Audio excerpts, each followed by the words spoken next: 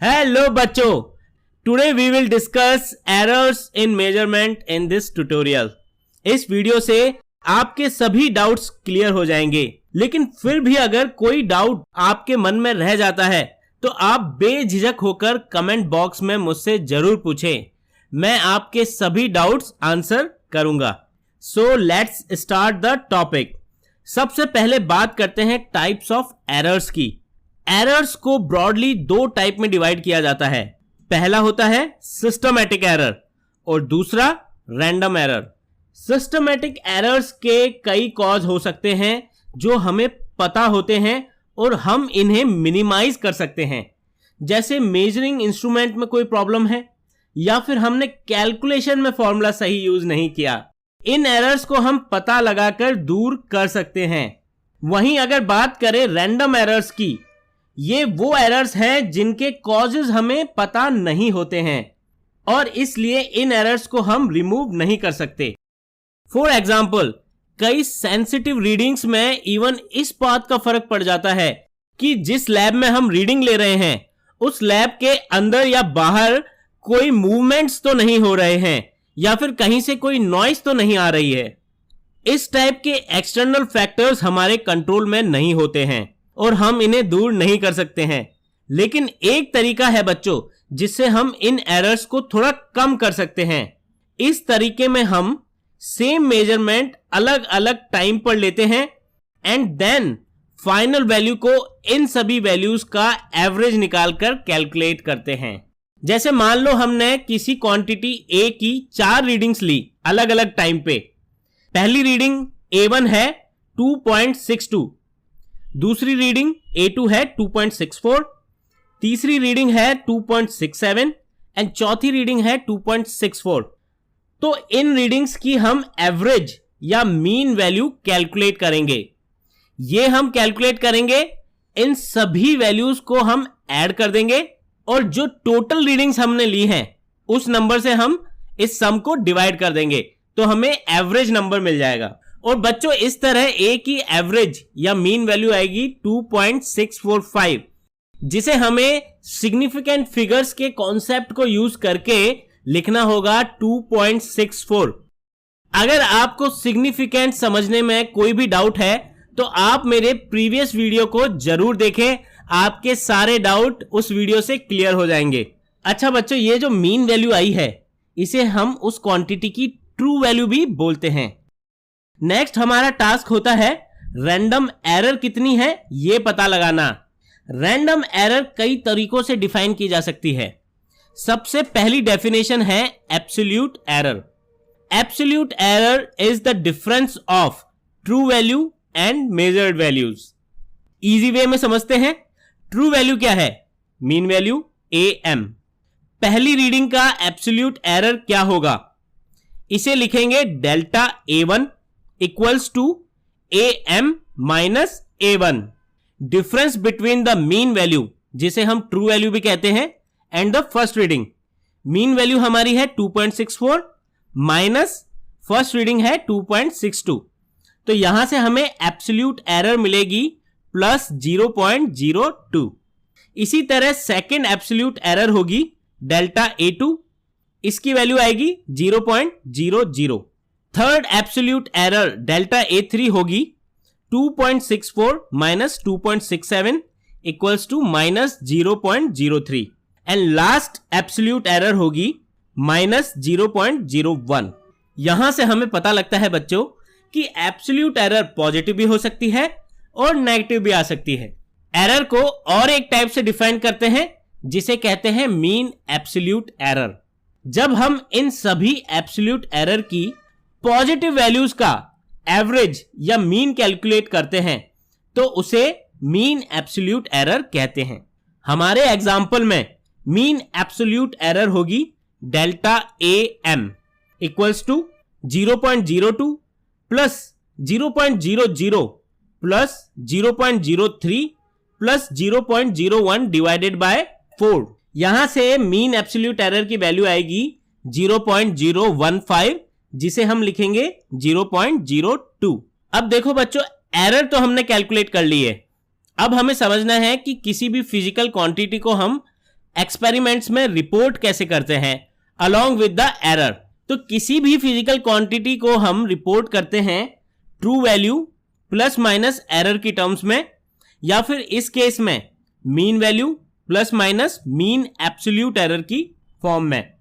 So A equals to 2.64 जो हमारी mean value है, प्लस माइनस 0.02 जो हमारी मीन एब्सोल्यूट एरर है। अच्छा बच्चों, आपके दिमाग में यह सवाल जरूर आएगा कि प्लस माइनस का क्या मतलब है। इससे हमें पता चलता है कि value a will lie between 2.64 minus 0.02 and 2.64 plus 0.02, यानी कि a की वैल्यू 2.62 एंड 2.66 के बीच कहीं पे भी हो सकती है। थर्ड टाइप ऑफ एरर होती है बच्चों रिलेटिव एरर या फ्रैक्शनल एरर। रिलेटिव एरर होती है ratio of mean absolute error and mean value of the quantity.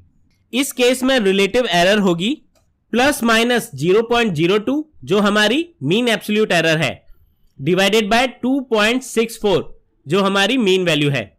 इसे कैलकुलेट करके हमें वैल्यू मिलेगी 0.0075, जिसे हम राउंड ऑफ करके लिखेंगे प्लस माइनस 0.01।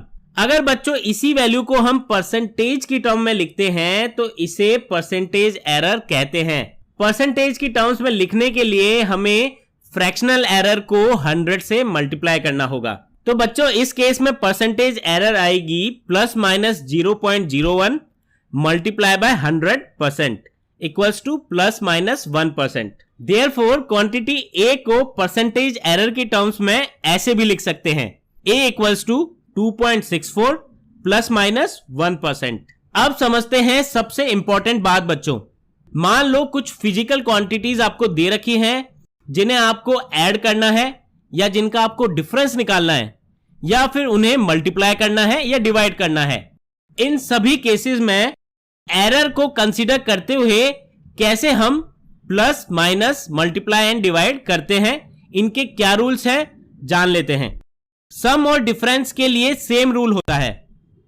अगर दो क्वांटिटीज ऐड या सब्ट्रैक्ट हो रही हैं जिनकी एरर्स भी दे रखी हैं तो फाइनल रिजल्ट में एरर्स दोनों क्वांटिटीज की एरर्स को ऐड करके निकालेंगे।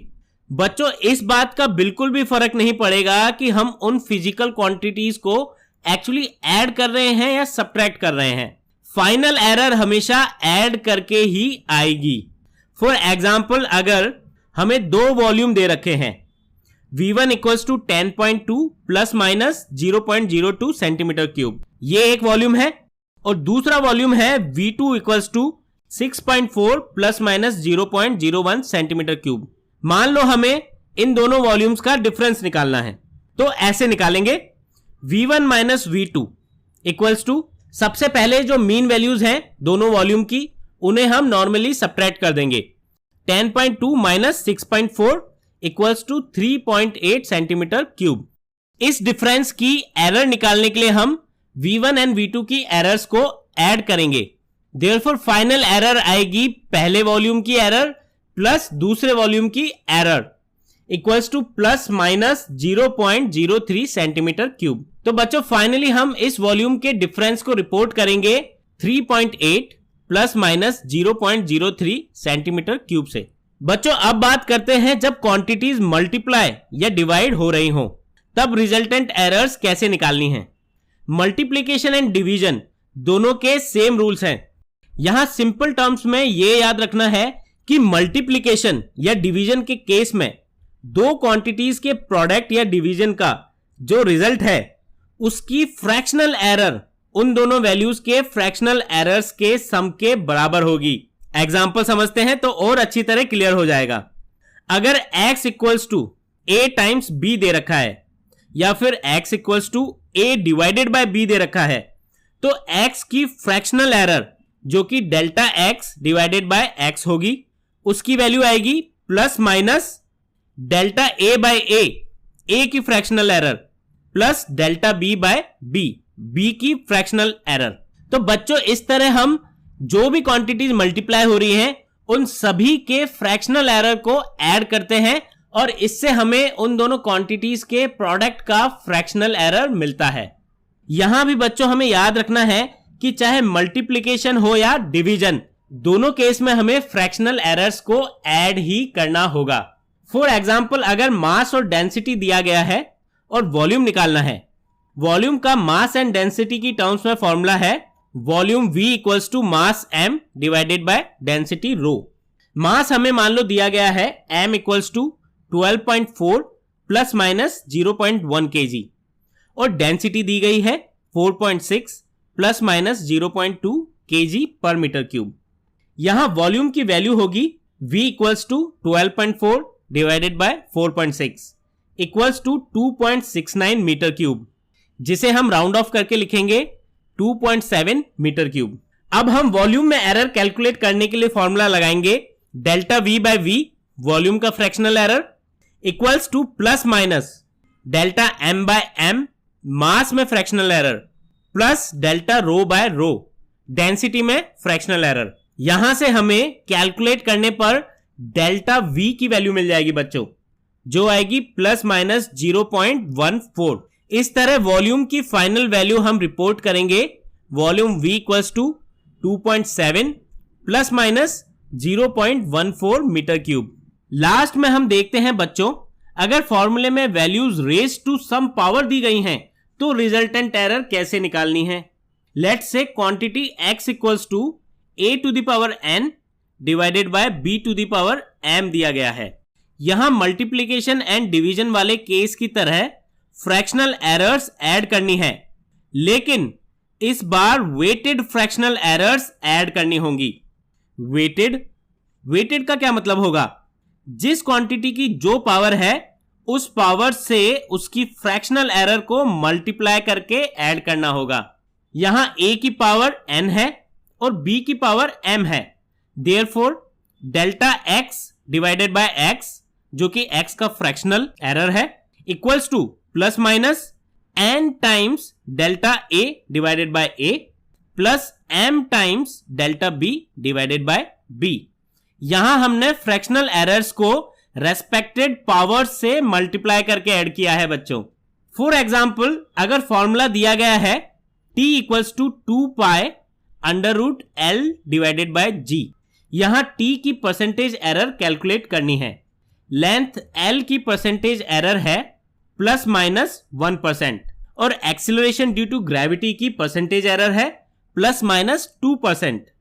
टाइम पीरियड t को हम लिख सकते हैं t equals to 2 pi l to the power 1/2 divided by g to the power 1/2। बच्चों ये बात ध्यान रखें कि एरर निकालने में अगर कोई कांस्टेंट वैल्यू मल्टीप्लाई हो रही है तो वो काउंट नहीं करेंगे। केवल फॉर्मूले में जो फिजिकल क्वांटिटीज हैं जैसे लेंथ, एक्सीलरेशन, वेलोसिटी एक्सेट्रा, इन्हीं को कंसीडर करना है।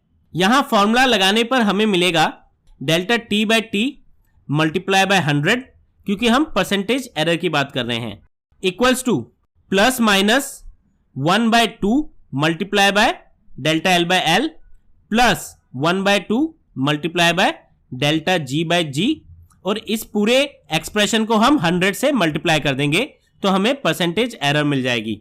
Therefore percentage error in t equals to plus minus 1.5%।